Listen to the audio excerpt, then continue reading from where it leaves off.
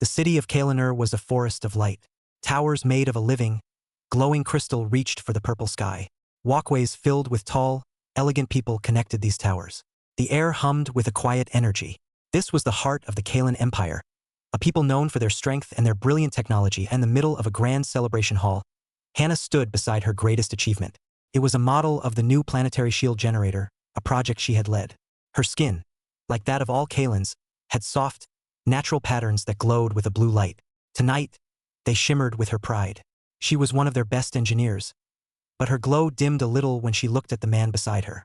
Her husband, Jinho. He was human. He was the only one in the entire room. Where the Kalans were tall and strong, with sharp features and glowing marks, Jinho was shorter, softer. His frame was slender. His skin was plain. His clothes, simple and functional, looked out of place among the flowing, luminous robes of the Kalan elite. He held a drink in his hand, smiling softly as he watched the crowd. He seemed peaceful.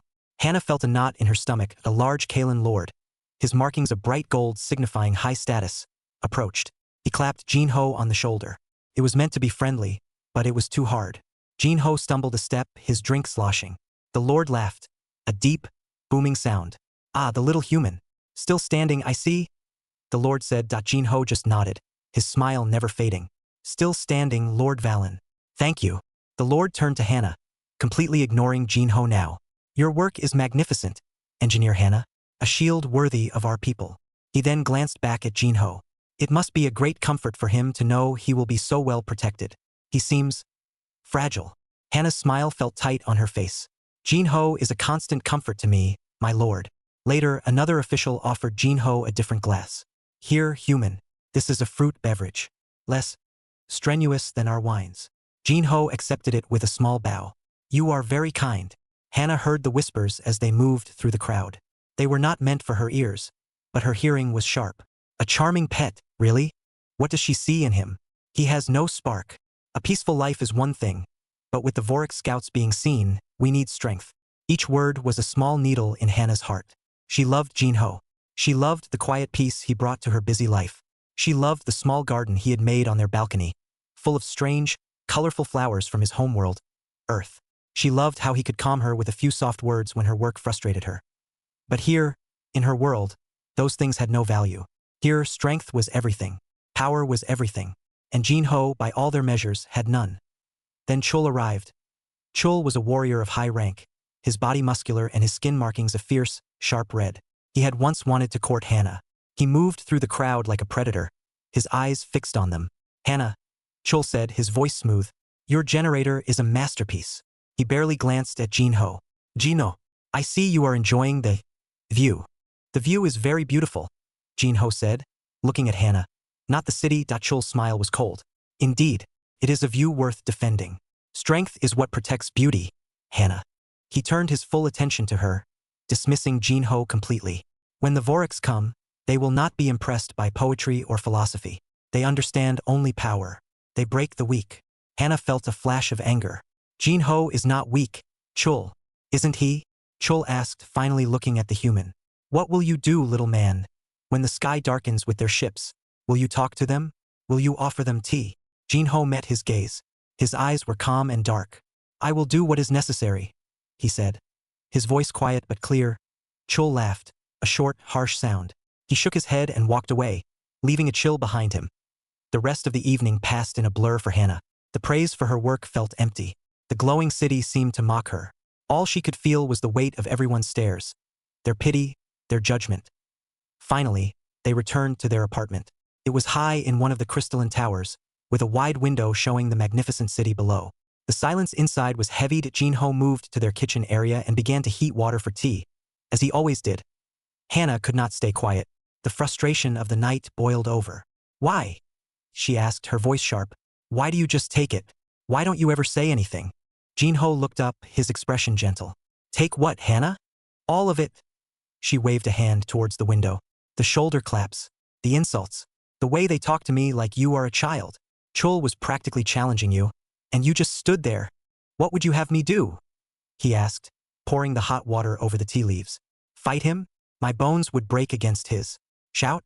My voice is not as loud. It would not change their minds. So you do nothing? It makes me look like a fool for choosing you." The words were out before she could stop them. She immediately regretted them. Jinho went very still for a moment. Then he finished making the tea. He carried 2 cups over and handed one to her. The scent was calming, a floral smell from earth. He looked at her, his eyes full of not anger, but understanding. The tallest tree is the first to break in the storm, he said softly. The grass bends and survives. I do not need to prove my strength to them. I only need to be strong for you. He turned and walked to a small, quiet room at the back of their apartment.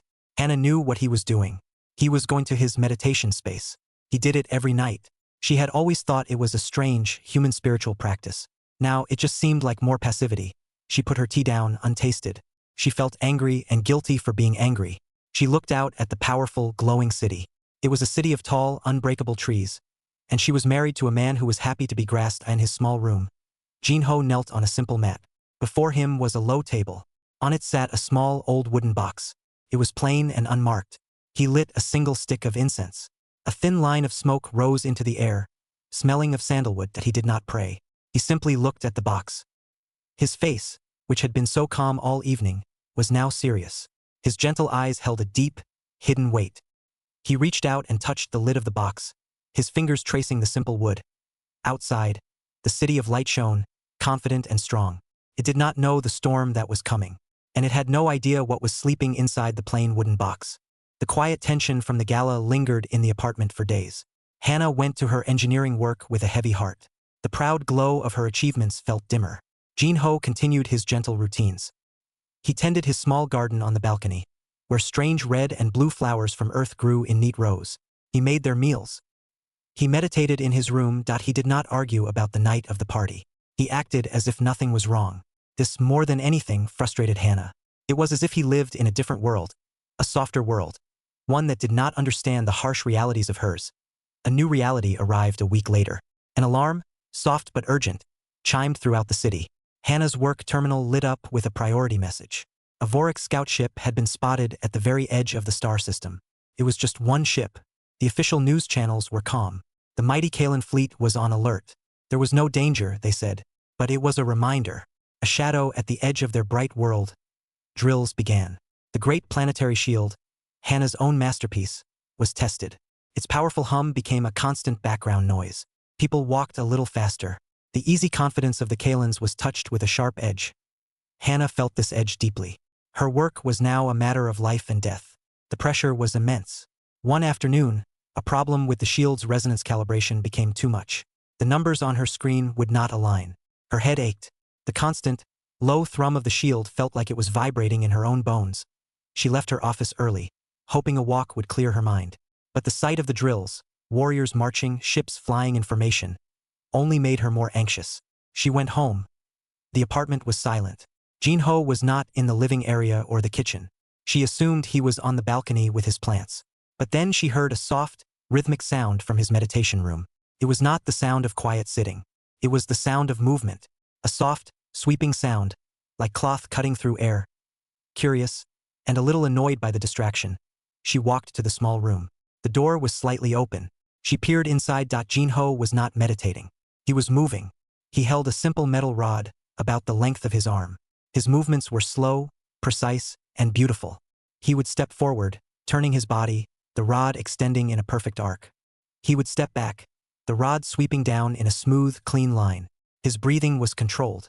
His entire being was focused on the movement. This was not the gentle man who grew flowers. This was someone with intense, disciplined concentration. Hannah watched, mesmerized.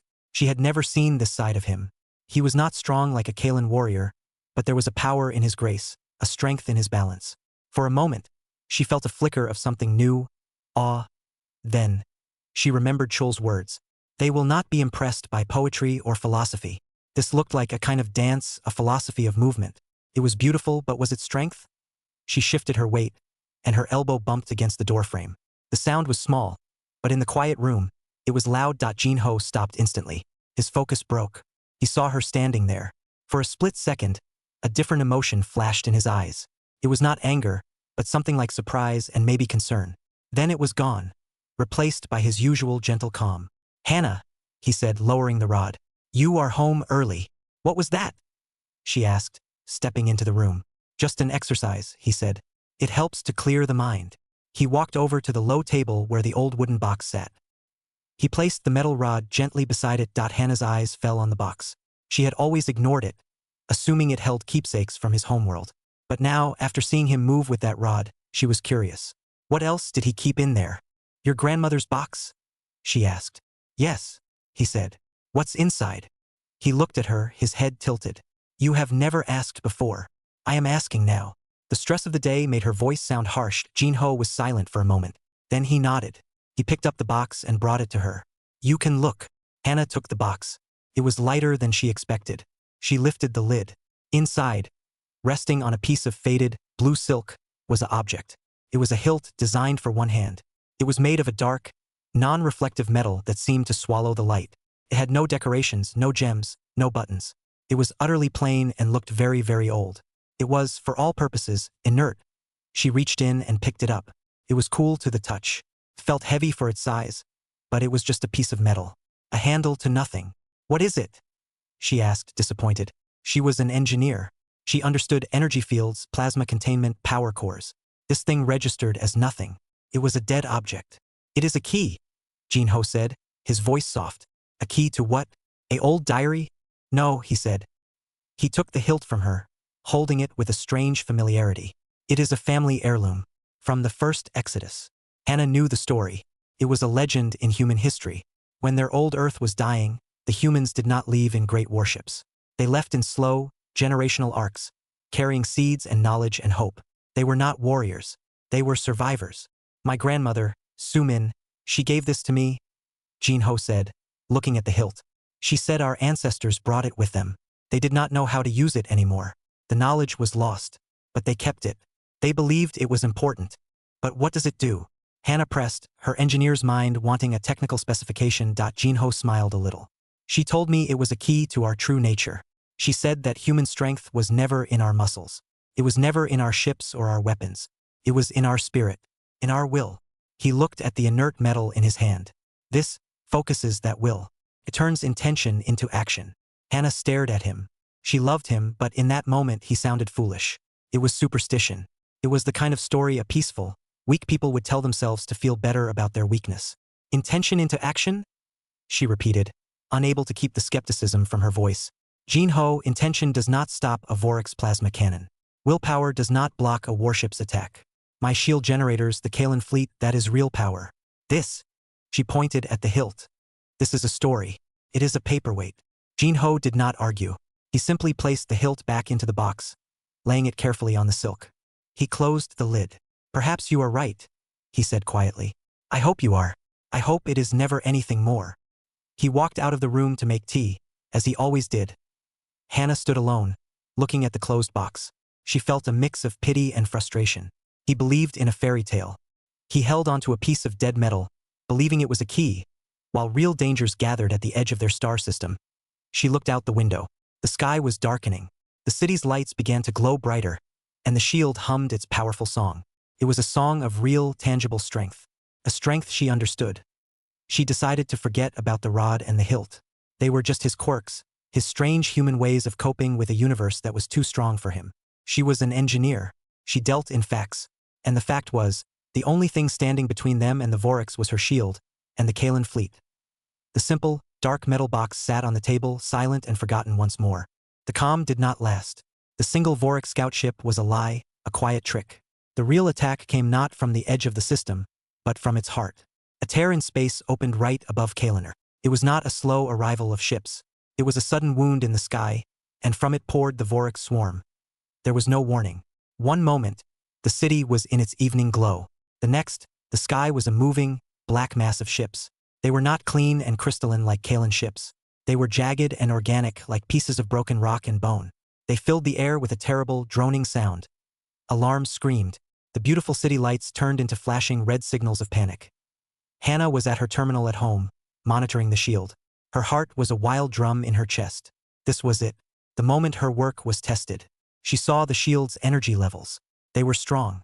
They would hold. The Kalen fleet rose to meet the invaders. Brilliant blue ships shot into the sky, their energy weapons painting lines of light against the darkness. They were powerful. They were majestic. For a moment, Hannah felt a surge of hope. Then, The Vorax answered. A massive ship, shaped like a twisted hornet, moved to the front of the swarm. Its surface glowed with a sickly purple light. It did not fire a missile or a plasma bolt. It released a wave. It was a visible pulse of distorted air and sound. A deep, shaking hum that made the very towers vibrate. I hit the planetary shield. Hannah's screen went wild. The shield, designed to absorb massive physical and energy impacts, began to flicker. The resonance frequency was wrong. The Vorax weapon was not attacking the shield's strength. It was attacking its nature. The shield was built on Kalan bioelectrical technology, a harmony of living crystal and energy. The Vorax pulse was a discord, a scream that shattered the harmony. On her screen, the energy readings did not fall. They shattered. The shield fractured like glass. With a sound that was felt more than heard, a deep groan of dying energy, the great shield of Kalaner failed. The light that covered the city winked out. The sky was now open. Panic erupted. The orderly drills were forgotten. Now it was pure terror. Hannah's terminal showed a city-wide evacuation order. Their sector's safe point was the Central Plaza, where transports would take people to underground bunkers. Jin-Ho was already at her side. His face was serious, but his eyes were calm. "We must go," he said. He did not shout. His voice was a rock in the storm of noise. They joined the river of people rushing down the glowing stairways.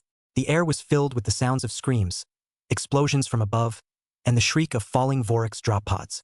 These pods, like poisonous seeds, slammed into the city, cracking the crystalline streets. From them emerged the Vorax soldiers. They were tall, taller than the Kalans. Their bodies were covered in a dark, chitinous armor that looked like beetle shell. They had too many limbs, each ending in a sharp claw or a weapon that glowed with the same sickly purple energy. They moved with a jerky, terrifying speed. Hannah and Jin-Ho ran. They were close to the Central Plaza. They could see the large, armored transport ships waiting. Hope flared in Hannah's chest. They were going to make it. Then, the world exploded. A Vorax drop pod landed directly in the center of the plaza, between them and the transports. The impact sent a shockwave that threw people to the ground. Hannah hit the smooth street hard, her head spinning. When she looked up, she saw hell. Vorax soldiers poured out of the pod. They fell upon the panicked crowd. Kalan warriors, their skin glowing with battle fury, fought back with their energy lances. The blue light of their weapons clashed with the purple of the Vorax. But something was wrong. The Vorax resonance field was here on the ground. A low, constant hum filled the air. Wherever the purple glow reached, the Kalan energy lances flickered and died. The warriors were left with useless metal rods. Their strength, their speed, it was not enough. The Vorax claws cut through their armor like it was paper. It was a slaughter. And then Hannah saw Chul. He was there, leading a group of warriors. He was magnificent in his rage, his red markings blazing. He fought with incredible skill, using his now-dead lance as a club. He smashed the face of one Vorax soldier. He dodged the claw of another. But he was overwhelmed. A Vorax soldier shot him in the leg with a purple energy bolt. Chul cried out and fell. Another soldier kicked his weapon away. A third stood over him, its large, clawed arm raised high for the final strike. Chul looked up, his face a mask of pain and defiance. He was going to die. He knew it. Hannah, still on the ground, watched in frozen horror. This was the moment she had always feared. This was the reality Chul had spoken of. This was the weakness she had worried about in Jin-Ho. And now it was here, and it was breaking the strong, the proud Kalans. It was killing Chul. Her people were being destroyed. Her eyes searched desperately for Jin-Ho. Where was he? Had he run? Had he fallen? Was he hiding? A part of her, a terrible, ashamed part, hoped he was hiding. She did not want to see him die too. She saw him. He was not running. He was not hiding. He was standing near the edge of the chaos, his back to her. He was looking at the scene of the battle, at Chul about to die. He was perfectly still. Then, he started to walk. He did not run. He walked with a steady, calm pace directly towards the Vorax soldier standing over Chul. It was the same calm walk he used to cross their living room. It was insane. It was suicide. The Vorax soldier saw him coming, paused, its claw still raised. It seemed confused by this small, soft creature walking so slowly towards certain death. Chul, from the ground, saw him too. His eyes widened in disbelief. "No!" he screamed, his voice ragged. "Fool! Run! Save yourself!" Jin-Ho did not run. He did not even look at Chul. His eyes were fixed on the Vorax soldier. Hannah's breath caught in her throat. This was it. This was how he would die. Not with strength, but with foolish bravery. He was going to get himself killed for nothing. Her heart broke, watching him walk to his death. The Vorax soldier decided this human was not a threat. It was a pest. It made a harsh, clicking sound, a laugh, and swung its massive claw down towards Jinho's head. This was the end. Hannah closed her eyes. She could not watch. But she had to. She forced her eyes open. And she saw Jinho move. The Vorac's claw came down. A blur of dark chitin meant to crush Jinho's skull. It was a killing blow, the same kind that had ended so many Kalen warriors. But Jinho was not there. He moved. It was not a wild dodge. It was a simple, smooth step to the side. His body turned, just enough. The claw swept through the empty air where he had been standing. The movement was so effortless, so precise, it looked like a dance. It was the same movement Hannah had seen in his room with the metal rod. But now it was not practice. It was real. The Vorac soldier, off balance from its missed strike, let out a grunt of surprise. Jinho did not stop. He kept walking. He walked past the confused soldier, his eyes now fixed on the one still standing over Chul. His calm was terrifying. It was not the peace of a gentle man. It was the calm of a deep, still ocean. The other Vorac soldiers noticed. They stopped their attacks on the few remaining Kalens. They turned their multifaceted eyes towards the strange, small being who did not run or scream. They began to circle him. Hannah could only watch, her hand pressed to her mouth. This was not what she expected. This was not the Jinho she knew. One of the circling Voracs lunged. Jinho did not even look at it. He dropped his shoulder, bent his knees, and the soldier flew past him, hitting the ground hard. Another shot, a bolt of purple energy. Jinho swayed to the left, and the bolt missed him by a finger's width. He never broke his steady walk towards his goal. He was now in the center of the plaza, surrounded by monsters. The surviving Kalens, including Chul, stared in shocked silence. They were seeing something impossible. The lead Vorac soldier, the one about to kill Chul, finally saw Jinho as a threat. It released a low, guttural growl and took a step towards him. Its massive claws snapping. Jinho stopped walking. He stood still in the middle of the chaos. He closed his eyes. Hannah's heart sank. Why was he closing his eyes? This was the moment to fight, to run, to do something. But Jinho was not giving up. He was focusing. His face, which had been so calm, now showed a deep concentration. The gentle mask was gone. In its place was something ancient and hard. He was reaching for something deep inside himself. He reached into the pocket of his simple pants. He pulled out the dark, inert hilt. A wave of disappointment washed over Hannah. No, not the paperweight. Not now. This was not a time for stories. The Vorac soldiers saw the object in his hand. It was a small, dead piece of metal. They made that same clicking, laughing sound. They began to close in for the kill. Chul, from the ground, shouted in despair. It is just a piece of metal. You fool. Jinho ignored him. He held the hilt in front of him. He opened his eyes. They were no longer the soft, kind eyes Hannah loved. They were the eyes of a soldier. They were the eyes of a man who had made a decision. He spoke. His voice a low whisper. Yet, in the sudden quiet of the battlefield, everyone heard it. Grandmother told me we once moved stars, he said, his voice steady. This should be easy. He raised the hilt. For one long, terrible second, nothing happened. The Vorac soldiers took another step. Hannah felt a sob building in her throat. It was a fairy tale. It was all a foolish dream. Then, a spark. It was a tiny point of white light at the base of the hilt. It was not purple like Vorac's energy, or blue like Kalen energy. It was pure, brilliant white. It flickered. Then it exploded into life. A blade of light erupted from the hilt. It was not a beam of energy. It was a solid, humming blade of pure white plasma. It was a sword made of lightning and will. The air around it crackled and snapped. The light from it was so bright it hurt to look at. It lit up the entire dark plaza, casting sharp, clean shadows. The hum of the sword was a different sound from the Vorac's resonance. It was a clear, powerful note that cut through their distorted field. It was the sound of order. It was the sound of purpose. The Vorac soldiers froze. Their clicking laughter died in their throats. They took a step back. The light from the sword was painful to their eyes. Jinho stood holding the blazing sword. He was no longer a quiet gardener. He was a warrior from an old legend. The light of the sword reflected in his determined eyes. The lead Vorax, recovering from its shock, roared and charged. It swung both of its claws at Jinho in a scissor motion meant to cut him in half. Jinho moved. He did not block the claws. He simply was not there when they arrived. He stepped inside the attack, his body a blur. The plasma sword swept up in a clean, perfect arc. There was no sound of metal on metal. There was only a clean hiss. The Vorac soldier's two clawed arms fell to the ground, severed. The monster stared in confusion at its missing limbs. Then the plasma sword swept back, a horizontal flash of light, and the soldier's head toppled from its shoulders. Its body fell to the ground, smoking. There was a moment of absolute silence. Then all hell broke loose. The other Vorik soldiers attacked at once. They came from all sides, a wave of claws and purple energy. What happened next was not a fight. It was a performance. It was art. Jinho became a storm of light. He moved with the same beautiful, precise motions Hannah had seen in his room, but now they were deadly. Every movement had a purpose. Every step was perfect. The plasma sword was an extension of his will. It moved where he wanted it to move. He did not waste a single motion. A Vorax lunged, and the sword swept down, cutting it in two. Another shot at him from behind, and he spun, the sword deflecting the purple bolt back into the shooter. He moved through them like wine through grass. They were big and strong and brutal.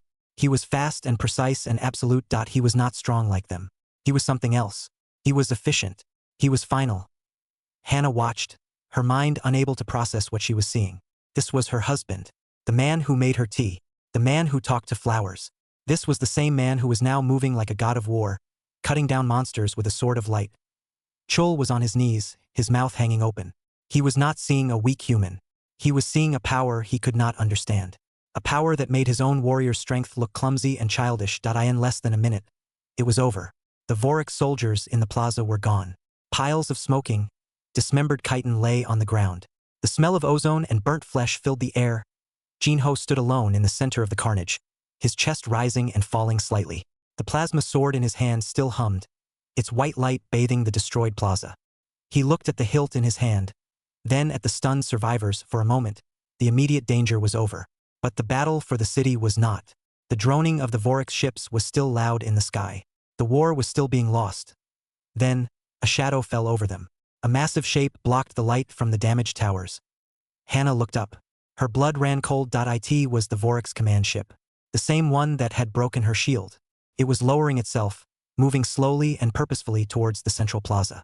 Its front began to glow with a deep, terrifying purple light. It was powering its main cannon. It was going to erase the center of the city and everyone in it from existence. This was it. The sword could kill soldiers, but it could not stop a warship. Jinho looked up at the massive ship. He looked at Hannah. He saw the terror on her face. He gave her a small, sad smile. It was the smile of a man who knew what he had to do. He turned to face the ship. He planted his feet firmly on the ground. He gripped the hilt of the plasma sword with both hands. He took a deep breath, and his face became a mask of absolute concentration. The light of the sword grew brighter, humming with a power that shook the air. He was going to try. The Vorik's command ship filled the sky. It was a mountain of jagged, dark metal, and its central cannon glowed with a purple light that promised total destruction. The hum of the weapon was a deep, sickening vibration that shook the very ground. Everyone in the plaza knew it was over. They had survived the soldiers, but they could not survive this. Hannah could only stare, frozen. Her mind, so used to calculations and engineering, could find no solution. This was a force beyond any shield. Then she saw Jinho. He stood between them and the ship. He was so small against its immense size. He held the blazing white sword in both hands. He was going to try to fight it. It was impossible. It was madness. A part of her wanted to scream at him to run, to save himself. But the look on his face stopped her. It was not the face of a man attempting the impossible.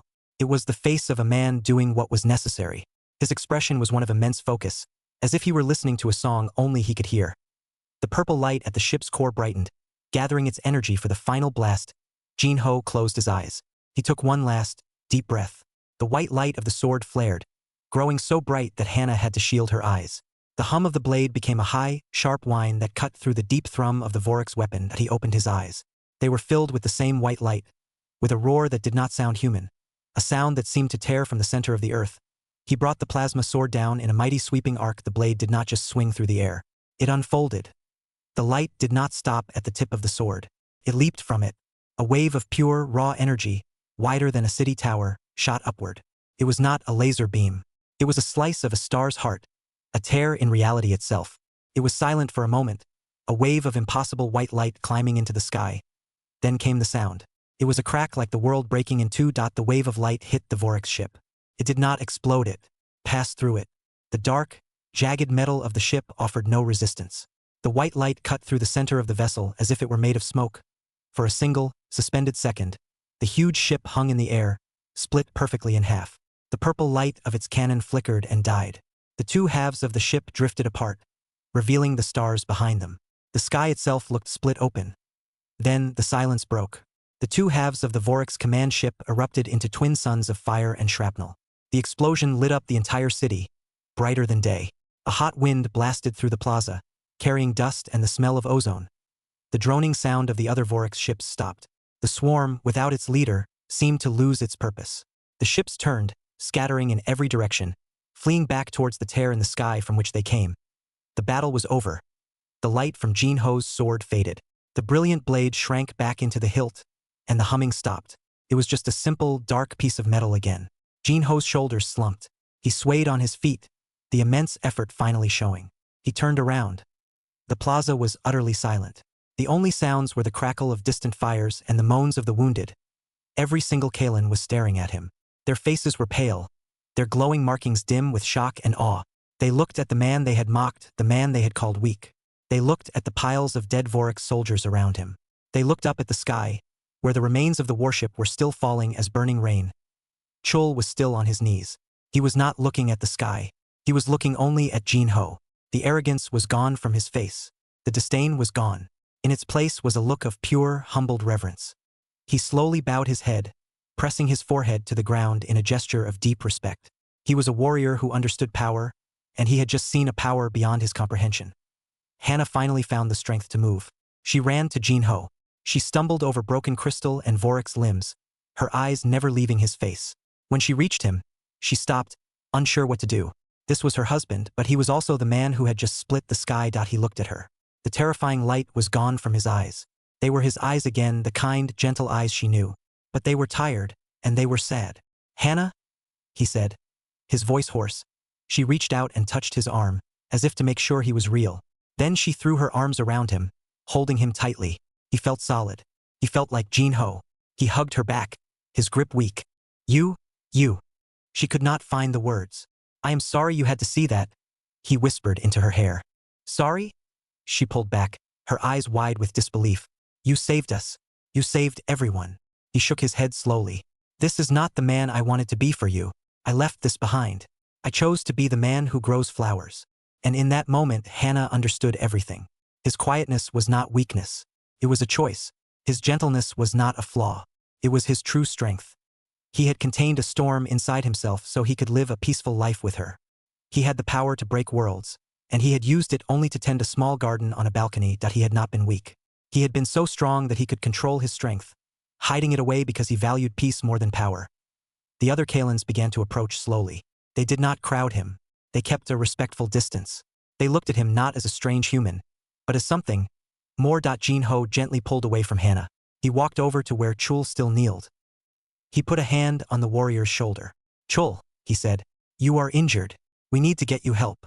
Chul looked up, his eyes filled with tears of shame and awe. I called you weak. I was a fool." Jin Ho helped him to his feet. "The strongest blade is the one that remains in its sheath," he said softly. "You fought bravely to protect your people. There is no shame in that." He looked around at the destroyed plaza, at his broken city. The glowing towers were scarred and dark in places. But the immediate danger was gone. He slipped the dark metal hilt back into his pocket. It was just a simple object again. But no one would ever see it that way again. It was a symbol, a reminder. He was not a god. He was not a king. He was Jin Ho. He was Hannah's husband. And he had bent like grass for so long that everyone had forgotten he held the power to split the sky.